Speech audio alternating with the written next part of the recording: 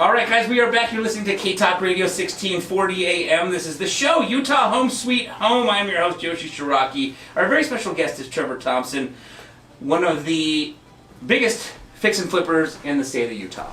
And if you guys have ever watched those shows, you know, they're fun to watch for ideas. You know, I don't typically sit down and turn on HGTV to watch those shows. I know so much scripted, but it doesn't hurt to sit down and see what's being put into homes and get ideas and get inspiration. I remember when I used to be a high-end hairstylist to the rich and famous in New York City for 20 years. You know, that we would, as a salon, we had all the magazines, Vogue, GQ, Vanity Fair. We'd have a set of them out on the floor where clients could look at those, but we'd also have some in the staff room. So we could be looking through as we're eating lunch for inspiration on how to do what's the latest trends on our clients. And that's kind of what HGTV is for me, is I might, walk past to see what the final product looks like. I don't really watch the show. I like to just see how it ends. But today, right now, Trevor Thompson, I want, when you watch those shows, they're flipping one house at a time on that show. They probably have more than one project, if I had to guess. But the reality is, I do already know that Trevor, at this moment, has 12 projects at this very moment. And I think when Randall was here, a couple months ago, you guys had like 18. Wasn't it like 18? Yeah, I think a healthy number for us is anywhere between 10 and 15, and that's where I feel comfortable. Yeah. As far as just business and our schedule goes. Yeah. If we get less than 10, I start to panic. Yes. That's happened only once or twice in the last 4 years. If we get more than 15, it seems like we either go slower. Got it. Or we take too long on projects, which is the same thing, right? Right. But if we hold them for too long, then we end up, our profit margins slip because we're not as efficient when we have more than 15. Gotcha. Yeah. Okay. So imagine this, guys. Those of you out there who are thinking about flipping your first house, it's going to be pretty chaotic. If you watch one of those shows, it seems so dramatic.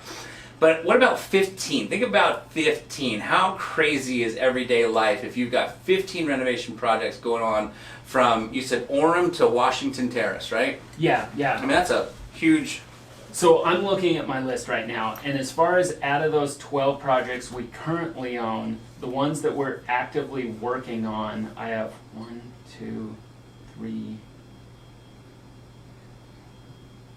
6. 6 of those I have a crew in this week. I'm going to say, because I don't know if they're there specifically today. Right. But right now, 6 of 12 we are actively working on.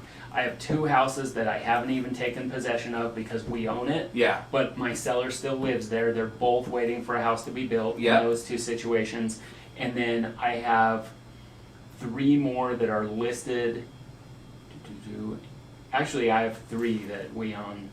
Yeah, so 6 we're working on, 3 that are listed or under contract, and 3 that we're waiting for a seller to be able to move out. Wonderful. Okay, cool.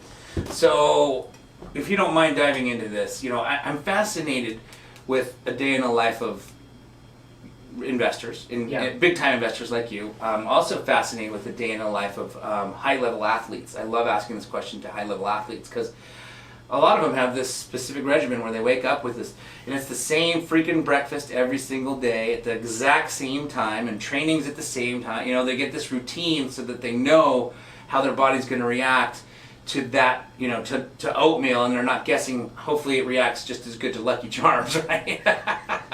And so, tell us a little bit about what a day in the life of Trevor Thompson looks like as a big-time fix and flipper. You'd probably be surprised because it seems like with 12 projects going on that I would be running from house to house and things like that, but really we have good systems in place. Mm-hmm. We have contractors that do that for us. I think I stop by each house that we're working on at least once a week just so that I know the status and how close we're getting to. Because I come in really in 2 big places. I'm the first person to meet with the seller and buy it. Got it. And then I'm the person who lists the house at the end, and I market and I sell the property. Gotcha. Okay? So my day really starts the night before. The night before, any day, I pull up my calendar and I clarify and confirm what appointments that I have. Got it. So if I have 2 or 3 appointments with brand new sellers, Yeah. I'm going to build the rest of my day around where I have to be. Gotcha. And that happens the night before so that I know where I'm going. Okay? Okay. The next thing that I do is I look for, I go through my emails or text messages and I go through, okay, what houses or projects are a priority for me to check on. Yeah. Okay, so right now it's 10:30. I have a survey going on at one of my houses right now in the city of Clearfield. Gotcha. Okay, so later on today I will go verify and take a peek at that house because I want to see where the corners are marked. Yeah. This is one that there is some ambiguity. Most of the time in fact, this is the first time I've ever done a survey. Got it. But I'm going to go look and see where my property begins and ends because we have an extra driveway on the side of my house that I think that I own, but the neighbors use it for their tenants to park on for a basement apartment. Oh, But gotcha. I'm pretty sure that's my driveway. Gotcha. And not that I want to be in a fight with the neighbors, Yeah, right? yeah. But it's its own separate parcel. Right. It's not connected to the main parcel of the property that I bought. So, if we own it, we own it. Yeah. And we're either going to deal with it, clean up the county records for future generations, Yeah. for future owners and buyers of that property, Right. or we're going to sell it to the neighbor so he can legitimately park on his own land, Right. not on my land. Right. Okay? So people might ask, well, why is that important? Well, it's a liability concern. Yeah. If something happens on my driveway, then technically I'm liable for injuries or damages or Right. something like that. So do we care about that? Yes, we care about that. Exactly. Okay? Yes. So other than trying to figure out what my priorities are and what big pieces I need to fit into my day, Yeah. then I'm looking at, okay, office work. Right. What file do I need to process through the brokerage? Got What it. documents do I need to make sure we have available? Yeah. I check with my partners about, okay, do we have money for this project? When is closing on that project? Right. And I spend a large part of my day on the phone, either at my desk or in my car, Yeah. as you would know. Yeah. Yeah. Okay? Yeah. And other than that, I think probably the biggest draw to this lifestyle and this business for me is that number one, I set my own schedule. Yeah. Okay? And number two, I allow myself time to get taken care of pieces of life Yeah. that otherwise I wouldn't be able to get to if I had a 9-to-5 job. Yeah. So yesterday, I picked up my son from school. That's awesome. My wife Yeah. normally does that, Yeah. but she had an appointment somewhere else, and she said, "Can you be home at 2:50?" And I'm sorry, I started to do like a weird voice. My Yeah. wife Is doesn't that sound how like your that. wife talks? I was No. just wondering. I was about to No, ask but that. no, but she asked me, "Can you pick up the boys? Yeah. I need help Yeah. with the pickup." And that's probably one of the things I like best about my life is that I can arrange things for what my life wants to Yeah. be and things that I want to do. Yeah, I agree. So I don't know if I've told you this, but last winter, before coronavirus, Yeah. okay, I'm 40 years old. Yeah. I learned to snowboard last year. Nice. Yeah. Well, let's go this year. I love to. Yeah. So I have a good friend who is a general manager at a ski resort Okay. in Weber County. Okay. Well, actually, I don't know if it's Weber County because it's up in the Eden area. Oh. Okay, Nordic Valley. I don't know if I can say that on the air without him getting in trouble. Oh. But they're the most affordable and best kept secret ski resort I think in the state. Gotcha. And I just decided that I think it was Thursday, on every Thursday I asked my office to set appointments for me in Ogden or Weber County. Yeah. And I asked them to wait my appointments either in the morning or the afternoon so that I would have 3 hours to run up to the ski resort and hit some runs. That's very And good. I had an instructor for one day and I learned how to snowboard. Brilliant. So, at 40 years old, how many people are picking new experiences and hobbies Yes, not many. and just, going after it? Yeah. It's the same way you do. I don't know if Yoshi's talked about this on the air, but Yoshi is training to be a football player, and he's maybe a year or two older than me. Or you're too old than that. Okay? But the point is, if you have these goals and ambitions in life, hopefully you have also some flexibility to schedule your life around that. Yes. So I try to make sure that I leave myself time to do that personal, cool stuff just that I want to do. Yes. And sometimes that means I take an afternoon off and I go home and hang out with my kids and build Lego. Yeah.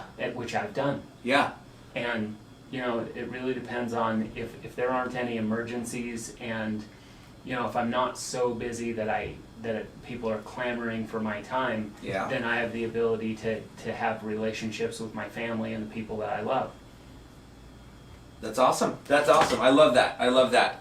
So, what would you say is you talk paperwork, office, you mentioned office. What would you say is the amount of time that you think you probably, and then we'll say car next. Yeah. Because as real estate guys, we spend a lot of time in our cars. Oh yeah, on the phone. And I travel. On the phone, yes. I'm not one of those guys that talks to 90% of people that I buy on the phone until I just go sign. Yeah. Right? Yeah. I like to be face to face. Yeah.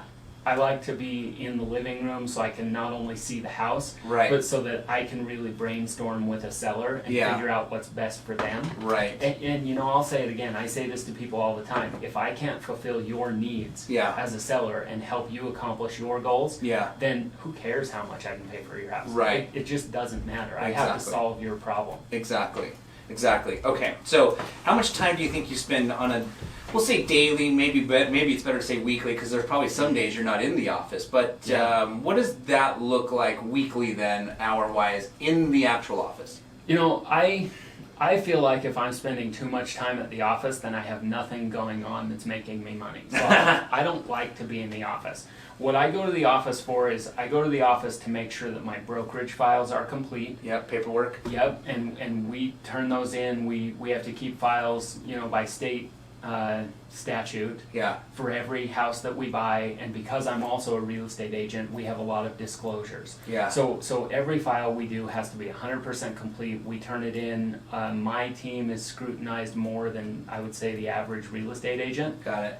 but that's partly because of the amount of volume that we do. Got it. But also because, you know, we are the buyer. Yeah. So I would say I probably spend anywhere from 10 to 15 hours in the office at my desk Okay. in a week. In a week. And there are days I don't go at all. Yeah. And there are days I spend most of the day there. Gotcha. It just depends on the day. Gotcha. Your next question was how much do I spend in the car? Yeah. Yeah. That's related to work. Yeah, I drive, my circle typically goes from where I live in Salt Lake County. Today I'll be up in Weber County or Davis. Where's Sunset? Is that Davis still? Yeah, because it's south of Roy. Yeah, I think so. Okay, Yeah, so yeah. I have an appointment in Sunset. I have to go check the property in Clearfield. Yesterday I didn't go very far from home. I had an appointment in West Valley, Taylorsville, and then back home in West Jordan. Got it. You know, but I would say 3 to 4 days a week I'm either in Utah County Yeah. or I'm in Weber County Yeah. or somewhere in between. Right. Gotcha. Gotcha. Very cool. So yeah. So and then during the renovations, do you actually visit the houses, or that's kind of? I Yeah. mean, what you do? Yeah, and not every project is created equal. Yeah. So, and it also depends on who our contractor is, because our main contractor, I don't have to follow up on him very much. Okay. We're actually going to go see one of his properties Oh, nice. today. Yeah. So in the video, if you watch the video later on, Yeah. you'll see a project that last time I was at this house was probably two and a half weeks ago. Gotcha. So not one that I go to all the time. Okay. The one house in Washington Terrace, I am going to go up there today because last night I got a phone call at 10 o'clock from the neighbor that the fire department was at my house. Oh. And that's a I good don't know call. why yet. Yeah. But, you know, part of the reason I bring that up is, yes, I got notice that we had the fire department at our house. And Yeah. I asked the neighbor, is it on fire? Yeah. No, it wasn't on fire. Thank goodness. What's wrong? There's some alarm going off inside. So it's Yeah. either a smoke detector or a carbon monoxide detector, which could be faulty, could be low battery, could be there's Right. carbon monoxide in the house. Yeah. But what I do as, you know, as a project manager, I'll Yeah. call myself at this point, Yeah.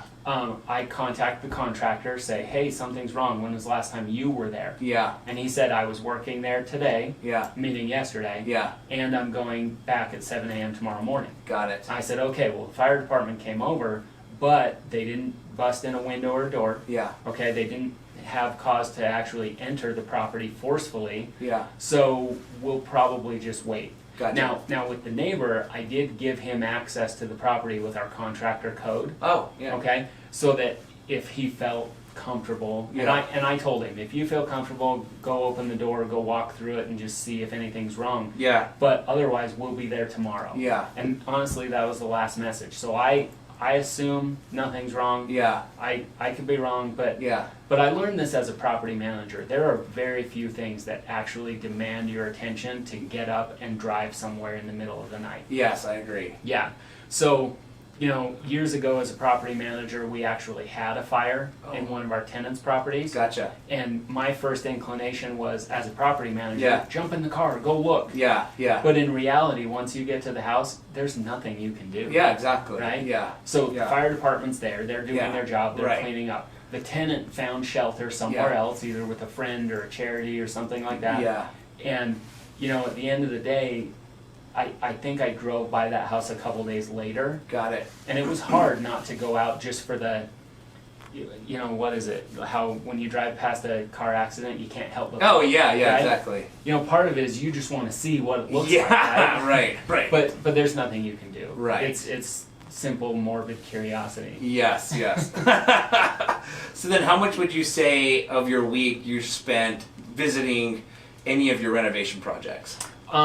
If I have appointments in Weber, Davis County like I do today, Mm-hmm. I will make a point to think or at least consider what projects are around me. Yeah, because And- you're up there already. And is it worth my time to drive by and check? Yeah. Because if I'm there, Yeah, maybe I'll go look just because I won't be back for a week. right, Right? right. So that could be enough for me just to drive by, walk through the house, lock it back up, and get out. Right? Yeah, Yesterday I drove by 3 of our houses, got it. and today I'll probably just go to the one in Washington Terrace because I didn't drive by that one yesterday. Gotcha. But I mean, if I was at the others yesterday, Yeah. I'm not going to go every day. That's a waste of time. Yeah, okay, very cool. So that does leave a lot of free time for flexibility that you talked about with your family or learning how to snowboard. Yeah. Yeah, that's awesome. You know, you mentioned that, how many 40-year-olds get to go and try a new, I don't know if you call it a hobby or a new adventure on snowboarding. Yeah. Before COVID, of course, because now COVID, they only allow one parent to bring in, you know, kids, at least this facility, swim kids or something. Only one parent can come in with the children for swimming lessons. But before that, I was like the only dad at every swimming lessons, you know, because of what we do. It's like, the flexibility, right? Yeah, I'm working, but I can take that block of time off to go see my, he was 3 or 4 at the time, see my 3 or 4-year-old learn how to swim, which is so cute, and, you know, you're filming every minute of it. But that's time you can't get back. Right. And I love that you brought this up because when I left my day job as a property manager and became full-time, just I buy the houses. Yeah. That very first summer, and I did this for 2 summers in a row, my kids were right at that sweet spot age. Yeah. And every Wednesday happened to be $2 day at Salt Lake County Pools. Right? Oh, yeah. And I blocked off my schedule from 2 p.m. to 6 p.m. every Wednesday. Oh, nice. And I went to the pool with my kids for July and August. That's fantastic. And that's time my kids don't do it anymore. Like, they don't have the desire like I would. Yeah. But, like, that's an opportunity I'm so glad I could take. No kidding. Just to spend time playing at the pool with my kids. And I was still on the phone sometimes. Yeah. I was texting people sometimes. Yep. But my kids will remember I was at the pool with them, splashing, playing in the water, Exactly. doing those types of things. Absolutely, absolutely. Yeah, it's adorable at this age right now. You know, 5 and 2. My kids are 5 and 2. Daddy and Mommy are like the greatest people ever, right? I got a niece that's... Little do they know. Yeah. My sister has older kids that are, 16, 14, and like 11, and I can see that they're not going to think that I'm the greatest forever. So I got to milk it while I can.